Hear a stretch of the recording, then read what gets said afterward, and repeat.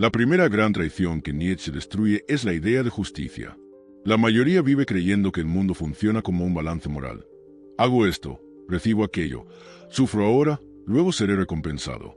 Pero la vida no opera bajo ese contrato. No hay equilibrio garantizado. No hay compensación automática. Hay hechos, fuerzas y consecuencias. La vida no mide si mereces algo. Mide si puedes soportarlo. Esto cambia todo. Porque cuando crees que la vida es justa, cada golpe se vive como una injusticia personal. Te victimizas. Te preguntas ¿por qué a mí? Pero cuando entiendes que la vida es una prueba de fuerza, el golpe deja de ser un castigo y se convierte en información. Te muestra tu nivel real. Nietzsche observa algo que pocos aceptan. El sufrimiento no se distribuye de forma equitativa. Algunos nacen en comodidad, otros en caos. Algunos tienen apoyo, otros solo silencio. Y eso no significa nada moralmente. Significa que la vida no tiene interés en la igualdad, solo en la intensidad. La vida no quiere que todos lleguen. Quiere ver quién puede avanzar sin romperse. Aquí aparece una idea dura pero liberadora. Si estás cargando más peso que otros, no es porque la vida te odie, sino porque te está midiendo. No te está preguntando si es justo, te está preguntando si eres capaz. La vida no selecciona a los más buenos, selecciona a los más resistentes. Por eso Nietzsche desprecia la mentalidad de quejarse. No porque falte compasión, sino porque la queja debilita. La queja te coloca por debajo de la vida, como si ella te debiera algo. Y en el momento en que crees que la vida te debe algo, te vuelves frágil, porque cada golpe te parece ilegítimo.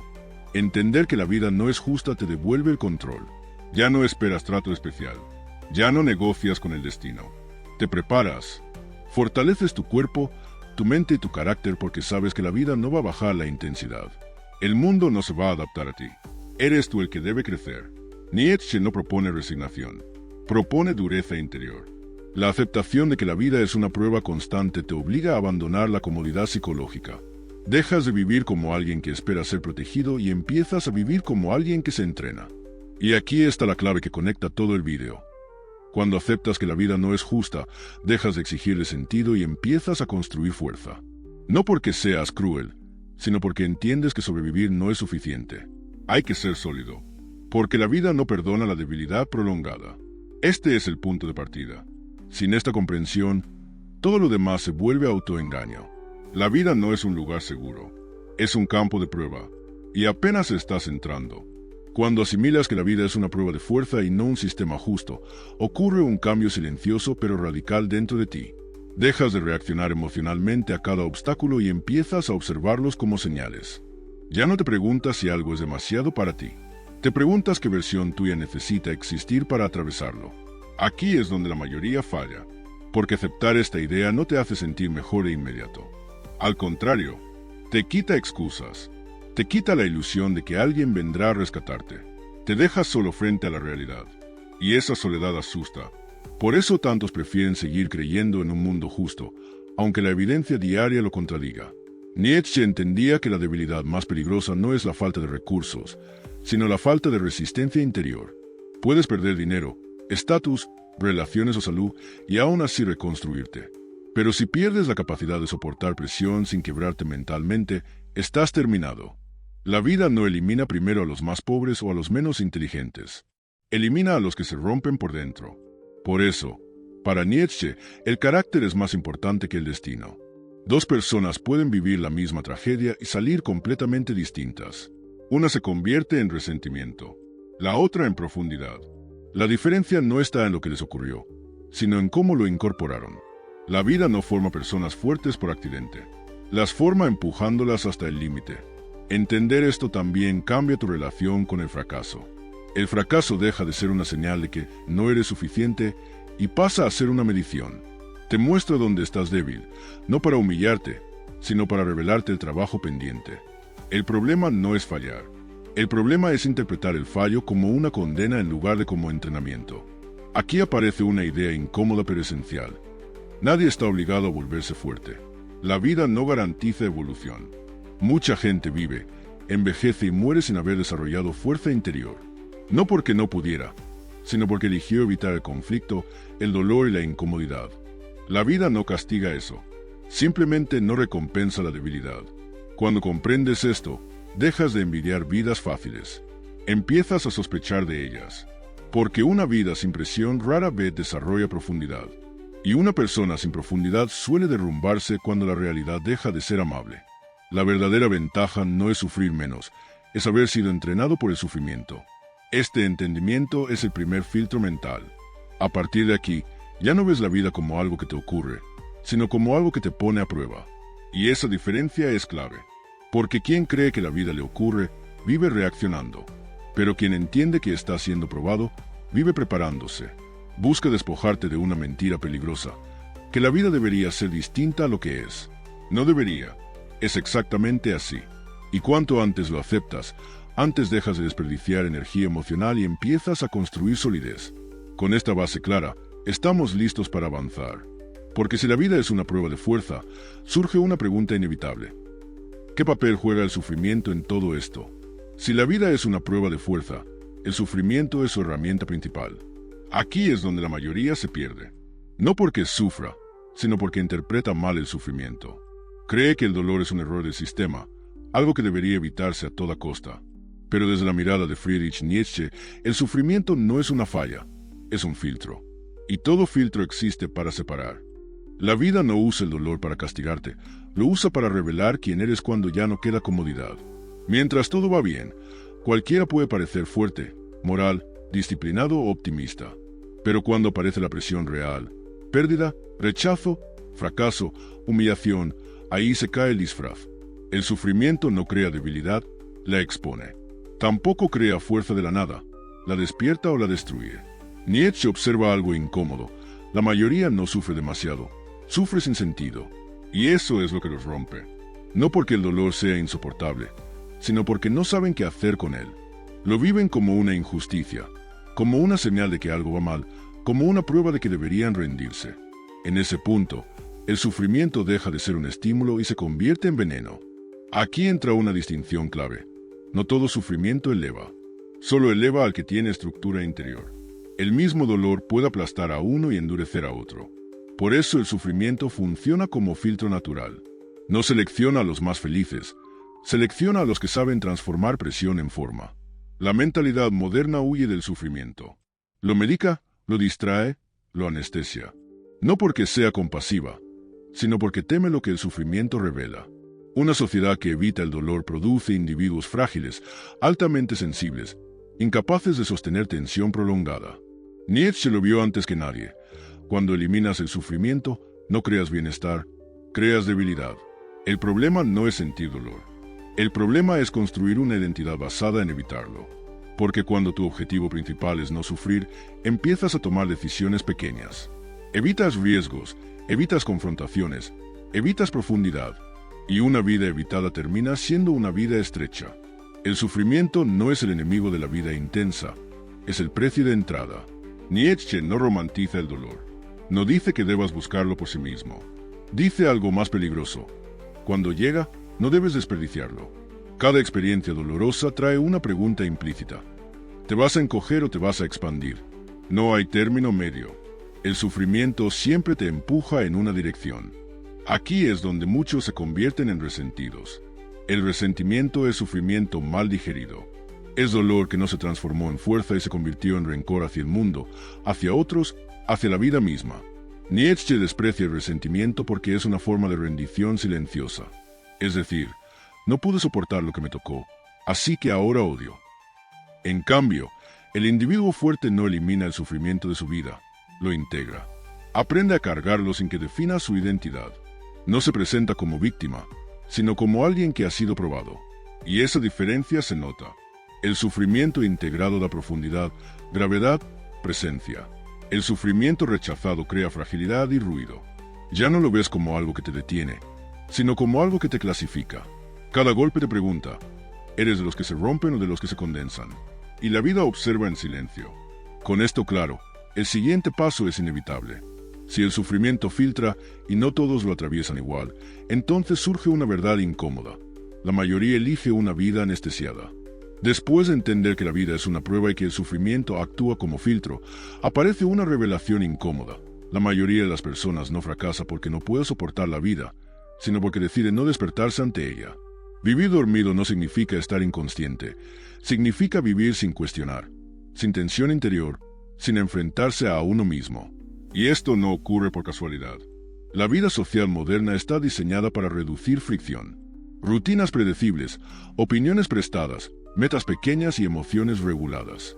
Todo orientado a que el individuo no tenga que mirarse demasiado profundo. Porque mirar profundo implica conflicto interno, y el conflicto interno es peligroso para un sistema que necesita estabilidad. Por eso vivir dormido no solo es común, es funcional. La persona dormida no se pregunta por el sentido real de lo que hace. Repite lo que ve, desea lo que le dicen que desee y teme lo que todos temen. No porque sea estúpida, sino porque despertar duele. Despertar implica reconocer que muchas de tus decisiones no fueron tuyas, que seguiste caminos por inercia y que quizá llevas años viviendo una vida que no elegirías si fueras completamente honesto. Aquí es donde Nietzsche es brutal. La mayoría prefiere seguridad psicológica antes que verdad. Prefiere una mentira cómoda a una lucidez incómoda. Y la sociedad recompensa eso. Premia al que se adapta, al que no incomoda, al que no cuestiona demasiado. Castiga, en cambio, al que ve demasiado claro, al que no encaja, al que no puede fingir que todo está bien. Vivir dormido no es pereza, es autoprotección. Es una forma de evitar el vértigo que produce pensar por cuenta propia. Porque cuando despiertas, ya no puedes culpar tan fácilmente. Ya no puedes esconderte detrás de excusas colectivas. Despierto, eres responsable de lo que haces con tu vida. Y esa responsabilidad pesa. Por eso, cuando alguien empieza a despertar, suele experimentar aislamiento. No porque se crea superior, sino porque deja de vibrar en la misma frecuencia. Las conversaciones se vuelven superficiales, los objetivos ajenos empiezan a parecer pequeños, y la necesidad de silencio aumenta. Este aislamiento no es un castigo, es una consecuencia natural del despertar. La persona despierta deja de buscar aprobación masiva. Entiende que la validación del grupo suele comprarse al precio de la autenticidad, y pagar ese precio implica volver a dormir. Por eso muchos despiertan solo medias. Lo suficiente para sentirse especiales, pero no lo suficiente para cambiar de verdad. Se quedan en una incomodidad crónica, criticando al sistema pero sin salir de él. Nietzsche advierte algo clave: no todo el mundo está hecho para despertar. Y eso no es un insulto, es una observación. El despertar exige fuerza para soportar la soledad, la incomprensión y la falta de garantías. Exige aceptar que quizá nunca encajarás del todo. La mayoría no quiere pagar ese precio. Prefiere la tranquilidad de pertenecer. Si sientes que este mensaje incomoda, es buena señal. Significa que algo en ti no quiere seguir dormido. Y eso nos lleva al siguiente paso lógico. Si la mayoría vive dormida y no hay sentido prefabricado esperándote, entonces surge una pregunta inevitable. Si nadie va a darte el sentido, ¿qué se hace entonces con la vida? Cuando comprendes que la vida no es justa, que el sufrimiento filtra y que la mayoría vive dormida, se derrumba una de las esperanzas más antiguas del ser humano. La idea de que el sentido de la vida está ahí afuera, esperando ser descubierto. Nietzsche destruye esa ilusión sin piedad. No existe un propósito universal. No hay una misión escrita para ti. No hay un camino correcto que garantice plenitud. Esperar sentido es una forma elegante de postergar la responsabilidad. La mayoría vive esperando señales. Una oportunidad perfecta, una vocación clara, una confirmación externa de que va por buen camino. Pero esa espera no es inocente, es miedo. Miedo a decidir sin garantías. Porque decidir implica aceptar que podrías equivocarte, que podrías cargar con las consecuencias y que nadie más sería responsable. Encontrar sentido sería cómodo. Imponerlo es peligroso. Aquí está una de las ideas más radicales de Nietzsche. La vida no tiene sentido hasta que alguien suficientemente fuerte se lo impone. No porque la vida lo pida, sino porque sin ese acto de imposición, el individuo se diluye. El sentido no es algo que descubres, es algo que construyes a pesar del caos. Esto incomoda porque rompe con la moral heredada. Durante siglos se enseñó que el sentido venía de Dios, de la tradición, de la sociedad o del deber. Nietzsche observa que esas fuentes ya no sostienen al individuo moderno. Siguen ahí, pero vacías. Y cuando el sentido heredado se rompe, muchos entran en nihilismo pasivo. Nada importa, todo da igual, mejor no comprometerse con nada. Pero Nietzsche no se queda ahí. Para él, el verdadero peligro no es que nada tenga sentido, sino que no tengas la fuerza para crear uno. Porque vivir sin sentido propio te convierte en un satélite de los sentidos ajenos. Trabajas por objetivos que no elegiste, defiendes valores que no examinaste y persigues recompensas que no te llenan. Imponer sentido no significa inventar una fantasía optimista. Significa elegir algo que valga la pena incluso cuando duele. Algo por lo que estés dispuesto a sacrificar comodidad, tiempo y aprobación. El sentido auténtico no tranquiliza, exige. Te pone en conflicto con el mundo y contigo mismo. Pero ese conflicto te mantiene vivo. Aquí aparece una diferencia crucial. Quien encuentra sentido busca paz. Quien lo impone acepta tensión. La paz es estática. La tensión es creativa. El individuo que impone su sentido vive bajo presión constante, pero también con dirección. No se pierde en distracciones porque sabe para qué soporta el peso. Nietzsche entiende que esta capacidad no es común. Crear valores propios implica ir contra corriente. Significa aceptar que serás incomprendido, criticado o ignorado. Significa vivir sin el aplauso del rebaño. Por eso tantos prefieren adoptar valores prefabricados. Son más ligeros, no exigen carácter. Pero hay algo peor que equivocarse al elegir un sentido, no elegir ninguno. Porque entonces tu vida se llena de sentidos prestados, fragmentados, contradictorios. Un poco de lo que quiere la familia, un poco de lo que exige la sociedad, un poco de lo que vende el mercado. Y al final, nada pesa lo suficiente como para sostenerte cuando llega el golpe real. Ya no puedes decir que no sabías. Si no hay sentido esperando, la pregunta ya no es ¿cuál es el sentido de la vida?, sino ¿qué estás dispuesto a afirmar con tu vida? Y esa pregunta no se responde con palabras, se responde con actos. Con esto claro, solo queda el último nivel. Porque imponer sentido no basta así. Cuando el destino se vuelve brutal, intentas escapar de él. Y ahí entra la idea más dura y más alta de todas. Después de atravesar todo lo anterior, queda una verdad final que no admite atajos. Puedes entender que la vida no es justa. Puedes aceptar que el sufrimiento filtra.